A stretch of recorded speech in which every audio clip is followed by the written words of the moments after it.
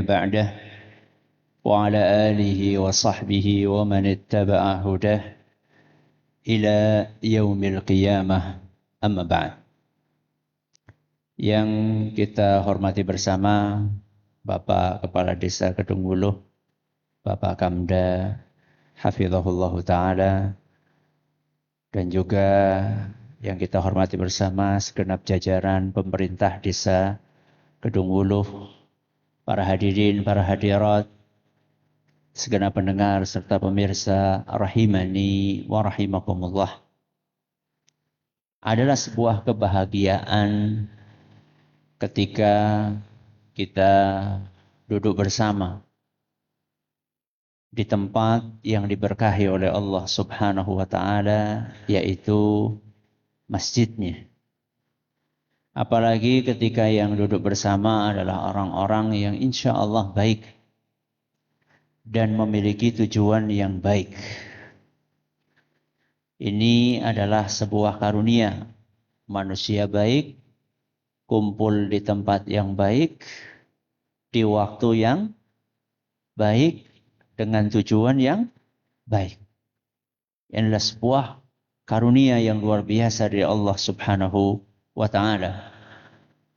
Dan tentunya kita sebagai warga Kedung Wuluh merasakan bahwa suasana di desa ini sangat kondusif untuk kebaikan-kebaikan yang selama ini kita kerjakan.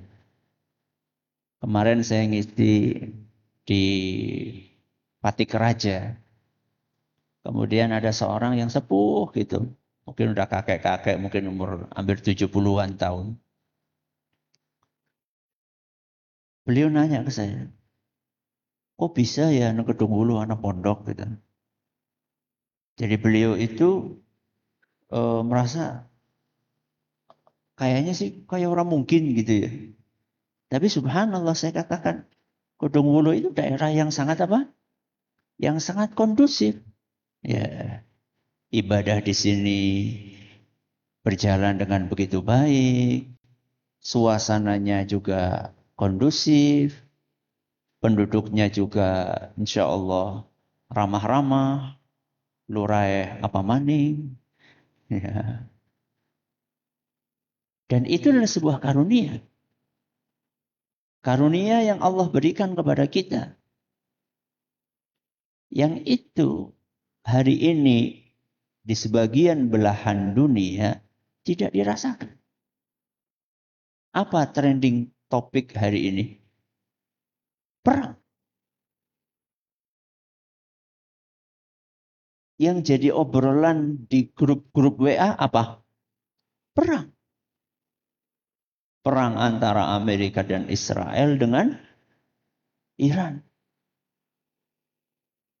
Coba jenengan bayangkan. Hari ini kita bisa duduk bersama di masjid ini. Sebelumnya tadi sore bisa pada berburu takjil. Ini juga kegiatan baru yang Masya Allah mudah-mudahan terus berjalan dan semakin besar dan diberkahi oleh Allah Subhanahu wa ta'ala. Tinggal yang belum tracking di lapangan, Pak Lurah. Kemarin saya jalan-jalan di desa sebelah, ya, yang sudah bagus banget pinggiran lapangannya untuk apa? Untuk jalan-jalan, ya, di paving keliling gitu ya. Itu kalau di Kedung Wuluh lapangannya digituin kayaknya akan semakin semarak gitu. Beliau nunggu saya nunggu beliau. Berarti saling menunggu gitu. Ya, lumayan itu kemarin dihitung-hitung, ya. Itu paling tidak butuh dana sekitar berapa Ustaz Bagus? Berapa? Hah? Berapa? 80. Masya Allah. Ya, buat pavingnya tok itu. Ya, buat keliling itu masalah itu. Ben warganya pada sehat gitu ya. Salah satu yang membuat beberapa orang pengen keliling lapangan itu nggak jadi itu karena apa? Karena becek. Kalau nggak hujan, sukete, apa itu namanya yang dom-doman itu, ya ratusan itu kan. Itu yang bikin orang jadi, aduh, rasida maning. Padahal salah satu poin penting dalam germas, ya, gerakan masyarakat sehat, itu kan olahraga. Jadi hari ini, yang jadi trending topik di media sosial, kemudian di berita-berita, bahkan di warung kopi adalah obrolan tentang perang. Tidak sedikit orang yang merasa kudet. Ya, kurang apa? Update. Jadi merasa malu ketika tidak tahu perkembangan terkini. Ya. Sehingga yang dia lakukan adalah baca berita terus, berita terus, berita terus. Sehingga seakan-akan HP itu harus selalu on. Sehingga selalu mengupdate berita yang ada. Apa salah ketika kita mengetahui berita yang terjadi di dunia ini? Salah atau tidak? Salah atau tidak? Tidak salah. Tapi yang salah adalah ketika itu kemudian mengganggu sesuatu yang lebih primer dalam kehidupan kita. Apa itu? Ibadah. Ketika kita terlalu update berita, sehingga waktu kita banyak tersita untuk membaca berita ini, berita itu, dan nggak cukup hanya sekedar membaca, tapi ikut-ikutan apa? Komentar. Dan komentarnya juga kadang-kadang bukan mendinginkan, malah memanaskan. Akhirnya ibadah kita pun jadi berkurang. Yang seharusnya di bulan Ramadan ini, ibadah kita naikkan kualitas dan kuantitasnya. Karena ada kejadian ini, akhirnya ibadah kita pun berkurang jauh kualitas dan kuantitasnya. Kualitasnya berkurang. Kenapa? Pas lagi sholat, sing dipikir berita perang. Berarti kan sholatnya kurang berkualitas. Karena bukannya khusyuk, fokus di dalam sholatnya, tapi malah mikirin berita ini, berita itu, ada berapa rudal yang dikirim, ada berapa pesawat yang jatuh. Ya. Kualitasnya berkurang. Kuantitasnya juga demikian. Yang seharusnya di bulan Ramadan kita khatamnya semakin sering. Gara-gara ada berita ini, berita itu, akhirnya waktunya tersita. Yang seharusnya untuk menghatamkan Al-Quran, dia gunakan untuk menghatamkan berita. Padahal Nabi kita Muhammad sallallahu alaihi wasallam sudah mewanti-wanti dalam sebuah hadis yang diriwayatkan oleh Imam Muslim, al-ibadatu fil harji kahijratin ilayya. Beribadah di masa fitnah. Beribadah di saat huru hara. Beribadah di saat terjadi peperangan. Pahalanya seperti orang yang hijrah untuk datang menemuiku, yaitu menemui Nabi kita Muhammad sallallahu alaihi wasallam. Luar biasa pahalanya. Gak ada di antara kita yang pernah hijrah menemui Rasul sallallahu alaihi wasallam. Karena kita hidup di zaman yang berbeda dengan zaman Nabi sallallahu alaihi wasallam. Sehingga peluang untuk beneran hijrah ke Madinah menemui Nabi Shallallahu Alaihi Wasallam sudah hilang dari kita. Tapi peluang mendapatkan pahala itu terbuka di hadapan kita. Dan kesempatan itu hari ini ada di hadapan kita. Maka jangan sampai kejadian yang terjadi hari ini, peristiwa yang terjadi hari ini membuat ibadah kita menjadi merosot kualitas dan kuantitasnya. Karena sejatinya ketika kita setiap hari membaca berita, setiap hari kita berkomentar, setiap hari kita menganalisa, sesungguhnya orang-orang kaya kita ini tidak akan mengubah keadaan dengan kita mengupdate berita dan berkomentar. Apakah kalau kita membaca berita, terus berkomentar, terus perangnya jadi apa? Berhenti. Itu di luar kendali kita. Itu di luar kemampuan kita.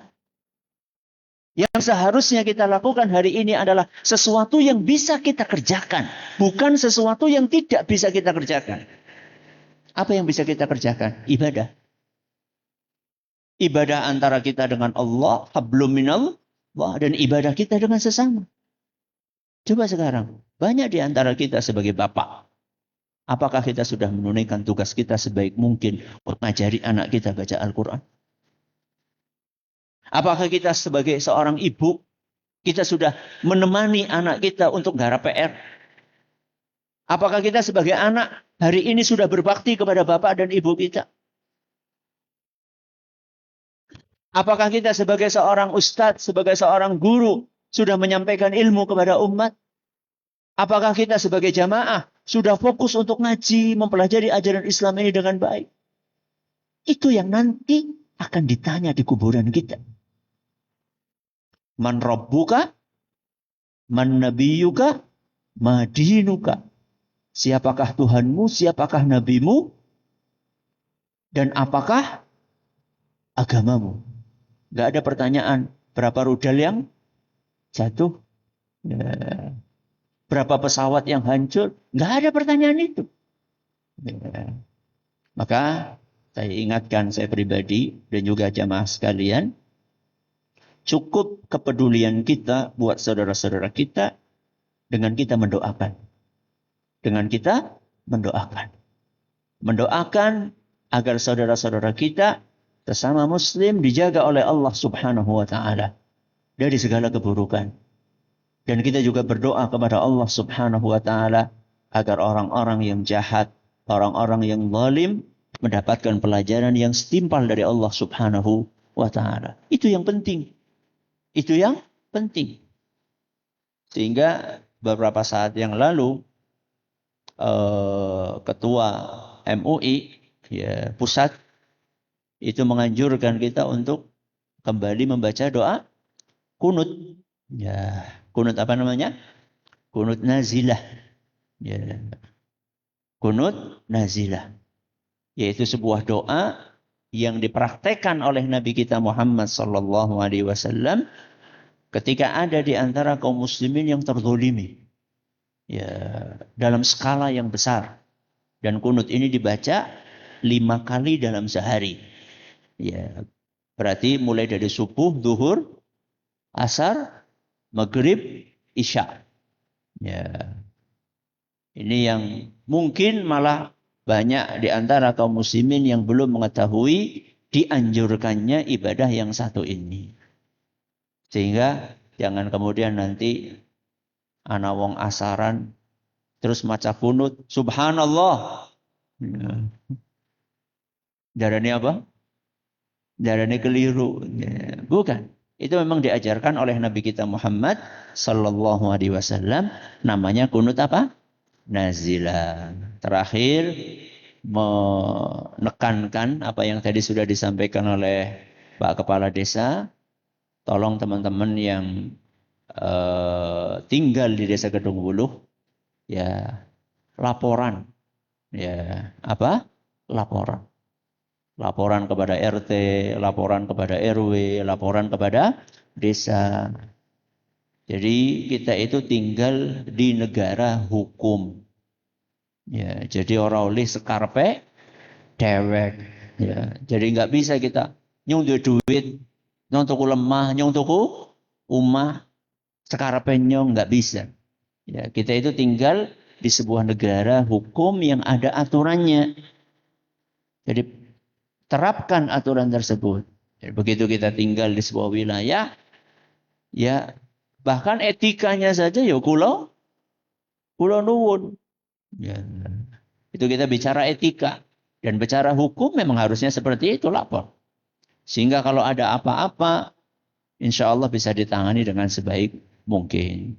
Ini dari kami, jazakumullah khairan, Pak Kepala Desa dan juga segenap jajarannya yang sudah berkenan untuk hadir di masjid ini. Semoga kerjasama dalam kebaikan ini selalu terjalin di antara kita. Sinergi di dalam kebaikan ini diberkahi oleh Allah Subhanahu wa Ta'ala. Barakallahu fikum.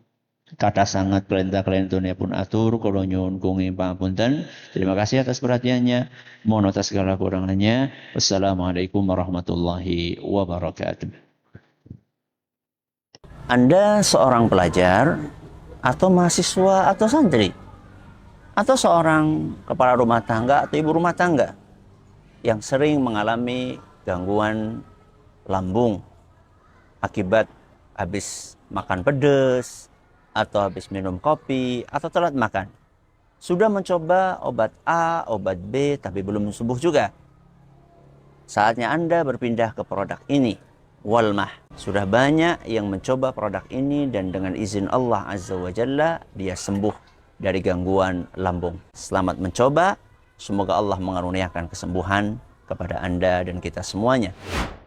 Sakit mah, Walmahin aja. Anda seorang pelajar atau mahasiswa atau santri atau seorang kepala rumah tangga atau ibu rumah tangga yang sering mengalami gangguan lambung akibat habis makan pedas atau habis minum kopi atau telat makan. Sudah mencoba obat A, obat B, tapi belum sembuh juga. Saatnya Anda berpindah ke produk ini,